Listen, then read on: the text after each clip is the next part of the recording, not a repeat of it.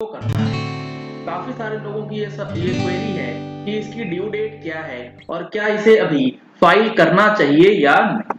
तो जिन तक इस लाइव सेशन का नोटिफिकेशन पहुंच चुका है, फटाफट से जुड़ जाइएगा इस लाइव सेशन के साथ, ताकि आपकी भी अगर कोई क्वेरी है जीएसटीआर 9 से related for the financial year 2021, तो वो आप लोगों को अच्छी तरीके से समझ में आ सके।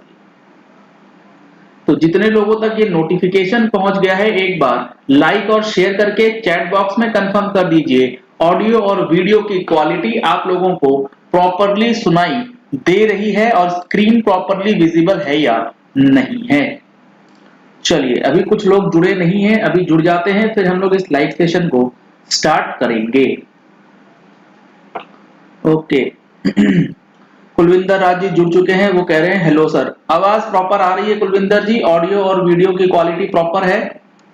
आज जो हमारा टॉपिक रहने वाला है वो है जीएसटीआर 9, जो कि फाइल होनी है 2021 के लिए। इसकी ड्यू डेट क्या है और इसे अभी फाइल करना है या नहीं, और अगर फाइल करना है तो किन चीजों का ध्यान रखना है। पूजा जी कह रहे हैं हेलो सर। शेखर जी कह रहे हैं हाई। जितने लोगों तक आवाज पहुंच रही है कंफर्म कर दीजिए चैट बॉक्स में, ताकि हम लोग सेशन स्टार्ट करें। ओके। कुलविंदर जी कह रहे हैं साउंड प्रॉपर है। चलिए। तो देखिए, आज जो हमारा सेशन है, सबसे पहले आप ये समझ लीजिए कि जीएसटीआर 9 जो 2021 की फाइल होनी है, इसकी ड्यू डेट है 31/12/2021।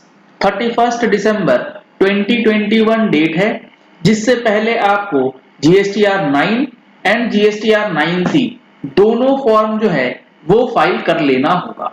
अगर आप इसके बाद करेंगे और अगर डेट एक्सटेंड नहीं होती है तो आपको लेट फीस जो है वो लग सकती है।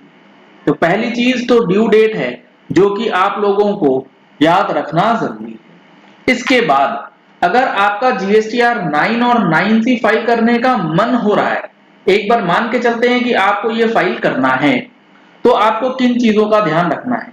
सबसे पहले ये समझ लीजिए कि अभी सितंबर की रिटर्न जानी पेंडिंग है। सितंबर मतलब सितंबर 21 की रिटर्न, और ये बहुत ही इंपॉर्टेंट रिटर्न होती है। ये इंपॉर्टेंट किस लिए होती है? ये रिटर्न इंपॉर्टेंट इसलिए होती है क्योंकि इसके अंदर पिछले फाइनेंशियल ईयर, हमारे सिचुएशन में 2021 है प्रीवियस फाइनेंशियल ईयर, जिसका एडजस्टमेंट आपको सितंबर 21 की रिटर्न फाइलिंग से पहले कर लेना है। तो कहने का मतलब है कि 2021 की एनुअल रिटर्न सबसे सेफेस्ट जोन होगा तब जब आप अपनी सितंबर की रिटर्न या आपका सप्लायर अपनी सितंबर की रिटर्न जो है वो फाइल कर दे। इसमें काफी सारी चीजें आपको एडजस्टमेंट के लिए देखनी पड़ती है। क्या क्या चेंजेस करने हैं, क्या क्या गलती आपसे 2021 में हो रखी है, वो सितंबर तक आपको एडजस्ट करना है। इसी से रिलेटेड एक इंपॉर्टेंट टॉपिक हमारे अगले महीने की टैक्स मैगजीन में भी आएगा कि सितंबर की रिटर्न में आपको किन चीजों का ध्यान रखना है। अगर आपने अभी तक मंथली टैक्स मैगजीन नहीं लिया है, जिसमें आपको मंथली जीएसटी और इनकम टैक्स के अपडेट्स दिए जाते हैं, तो उसका सब्सक्रिप्शन लेने के लिए नंबर्स आपको स्क्रीन पे दिए गए हैं। इन नंबर्स पे कॉल करके, व्हाट्सएप करके आप टैक्स मैगजीन का सब्सक्रिप्शन भी ले सकते हैं, जिसमें आप हर महीने जीएसटी और इनकम टैक्स की अपडेट से रूबरू होते रहेंगे। अब मैं आपको दिखाता हूं ऑनलाइन पोर्टल एक बार जीएसटीआर 9 का, इससे आपको और ज्यादा क्लैरिटी आएगी। सबसे पहले आप देखेंगे तो यहां पर जो आईटीसी आ रहा है, ये आ रहा है आपके सप्लायर के बेसिस डेटा पे, और वो सप्लायर जो अपनी रिटर्न 15 जुलाई तक फाइल कर चुका होगा, सिर्फ और सिर्फ वही डेटा आपको अभी फिलहाल रिफ्लेक्ट करके देगा पोर्टल। इसके अलावा और कोई डेटा अभी रिफ्लेक्ट नहीं होगा। तो सबसे पहले अगर आप रिटर्न फाइल करना चाहते हैं तो आप ये इंश्योर कर लीजिए जो आपका इनपुट टैक्स क्रेडिट है वो पूरा 100% रिकंसाइल्ड है। आपके किसी सप्लायर को और कोई इनवॉइस आपके जीएसटी पे अपलोड नहीं करना है, ना ही कोई अमेंडमेंट आपके जीएसटी पे फाइल होना है। इसके बाद ही आप जीएसटीआर 9 जो है वो फाइल करने की सोच सकते हैं, पहला point.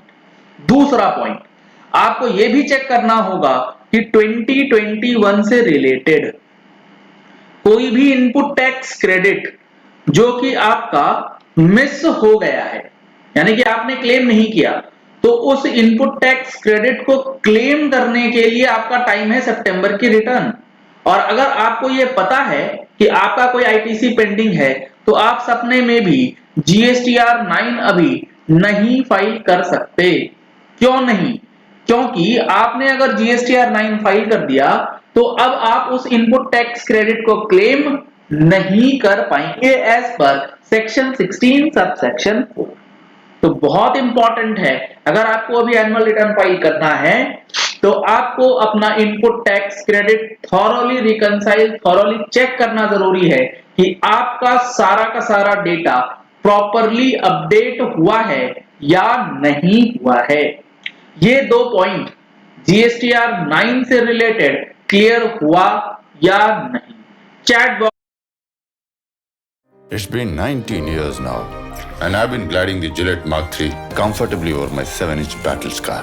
7,000 close shaves. And who would know about close shaves better than me? Gillette Mark III, now with a free shaving foam worth ₹85.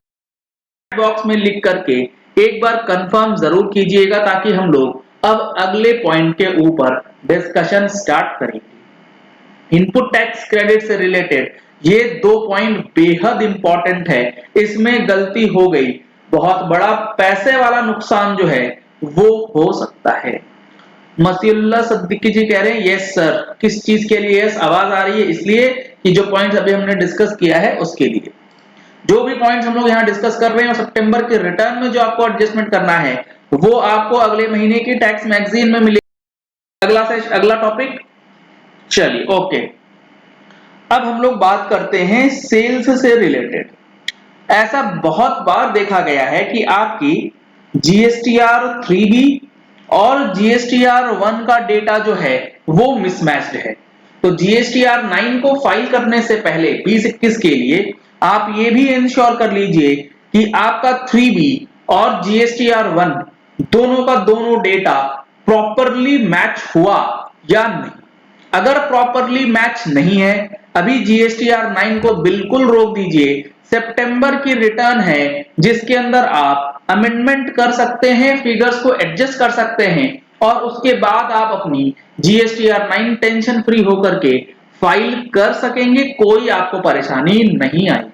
लेकिन अगर आपने ये चीज चेक कर लिया है कि 3B और जीएसटीआर 1 में किसी प्रकार का कोई भी डिफरेंस नहीं है, फिर आपको टेंशन लेने की जरूरत नहीं है। आप अपनी एनुअल रिटर्न अभी फाइल कर सकते हैं, कोई प्रॉब्लम आपको नहीं होनी चाहिए। सेल्स से रिलेटेड ये इंपॉर्टेंट पॉइंट क्लियर हो गया सर। अब सेल्स से ही रिलेटेड दूसरा पॉइंट भी हम लोग अभी डिस्कस करेंगे। चलिए दक्षेश जी कह रहे हैं ओके सर।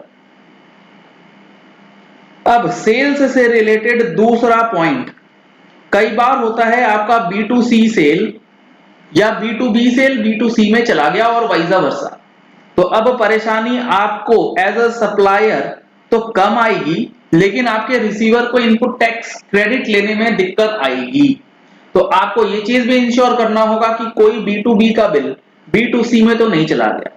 अगर ऐसा है तो उसे आप B2B में कन्वर्ट करेंगे सबसे पहले, और B2B में कन्वर्ट करने के बाद ही आप अपनी एनुअल रिटर्न की फाइलिंग जो है वो करेंगे, ताकि सामने वाले का इनपुट टैक्स क्रेडिट जो है वो आप गलत तरीके से उसका क्लेम जो है वो रोक करके ना बैठ जाएं। तो सेल्स से रिलेटेड एडजस्टमेंट और इनपुट टैक्स क्रेडिट से रिलेटेड एडजस्टमेंट करने के बाद ही जीएसटीआर 9 जो कि 2021 के लिए फाइल होनी है उसकी फाइलिंग जो है वो करनी होगी। अगर आपका सारा डेटा मैच्ड है तो आप फाइल कीजिए, अदरवाइज अभी वेट कीजिए, सितंबर की रिटर्न फाइल होने दीजिए, उसके बाद आप अपनी जीएसटी एनुअल रिटर्न जो है उसे टेंशन फ्री होकर के फाइल कर सकेंगे। क्लियर हो गया सर पॉइंट? जीएसटीआर 9 से रिलेटेड ये पॉइंट क्लियर हो गया आप लोगों को? अगर कुछ क्वेरी है तो आप लोग पूछ सकते हैं। जो मुझे बताना था मैंने आप लोगों के सामने पॉइंट रख दिया है। अब इस लाइव सेशन को हम लोग थोड़ी ही देर में एंड करेंगे। ये पॉइंट क्लियर हुआ कि नहीं? और